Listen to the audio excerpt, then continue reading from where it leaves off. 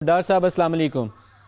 जी सलामुकुम जनाब मलिक साहब। डॉक्टर साहब बहुत शुक्रिया आप हमारे साथ शामिल हो रहे हैं। वी आर एक्सपेक्टिंग कि नवाज शरीफ साहब भी थोड़ी देर में एड्रेस करेंगे। पहले तो ताज़ा जी तरीन जी पार्टी पोजीशन बता दें। 265 का कौमी असम्बली का ऐवान है। पाकिस्तान मुस्लिम लीग नवाज के पास अभी तक जो मेरे पास अदादोशुमार है उसकी रोशनी में 59 सीट्स आपकी हैं। आपकी क्या एक्सपेक्टेशन है, कितना टोटल होगा? पहले यहाँ से स्टार्ट करते हैं। देखिए बिस्मिल्लाहिर्रहमानिर्रहीम नाहमदुहु व नसल्ली अला रसूलिल करीम। मलिक साहब, अभी तक जो नताइज अनाउंस हुए हैं वो मुकम्मल तमाम सीटों के अनाउंस नहीं हुए। और हमारी जो कौमी असम्बली की हमारी अपनी वेबसाइट भी यहाँ है और हमारी कोई पूरी एक बहुत बड़ी टीम है जो डाटा कंपाइल करती है और एग्रीगेटेड डाटा साथ साथ चलता है।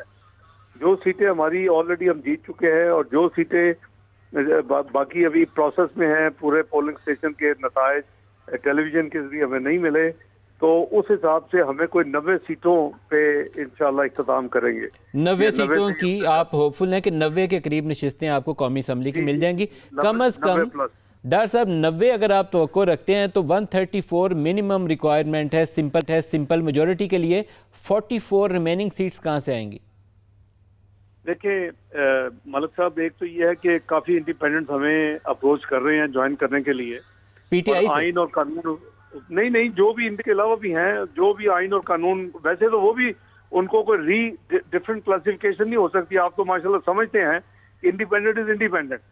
और जो इंडिपेंडेंट ज्वाइन करेंगे वो मुस्लिम लीग नून का हिस्सा होंगे और मुस्लिम लीग नून या किसी भी पॉलिटिकल पार्टी को ज्वाइन करेंगे आइन कानून के मुताबिक तो 72 घंटे में ज्वाइन कर सकते हैं और वो उस पार्टी का हिस्सा बन जाते हैं। सारे वादो ज़वाबत और आइनी जो है उनके ऊपर कंडीशन कि जी आपने vote of no confidence, vote of confidence, money bill, budget और कॉन्स्टिट्यूशन अमेंडमेंट से आपने पार्टी लाइन आप क्रॉस नहीं कर सकते। तो एक तो वो है। दूसरा ये है कि मियां साहब तो वैसे भी कह चुके 21 अक्टूबर को कि हमें अगर मेजॉरिटी आप दें और मिले भी तो फिर भी हम दूसरी जमातों को साथ लेकर चलेंगे। दूसरी तो पहले तो एक थोड़ा सा क्लैरिटी हो जाए। 78 हैं पीटीआई सपोर्टेड इंडिपेंडेंट्स जो अब तक जीत चुके हैं और तवक्को ये है कि 90 से नंबर क्रॉस हो जाएगा। जब आप कहते हैं वोट को इज्जत दो तो फर्स्ट राइट तो फिर पीटीआई सपोर्टेड इंडिपेंडेंट्स का होना चाहिए कि वो हुकूमत बनाए, ना कि आप हुकूमत बनाए। अभी तो तादाद उनकी ज्यादा है।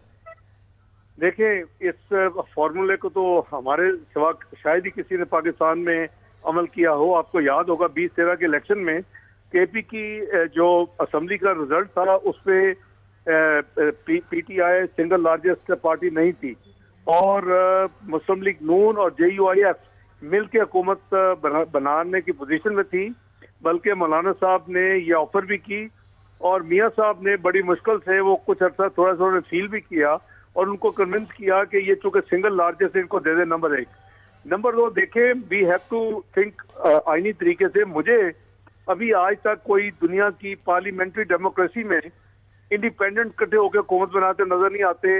वो मुझे आपको अगर एग्जाम्पल है तो दे दें।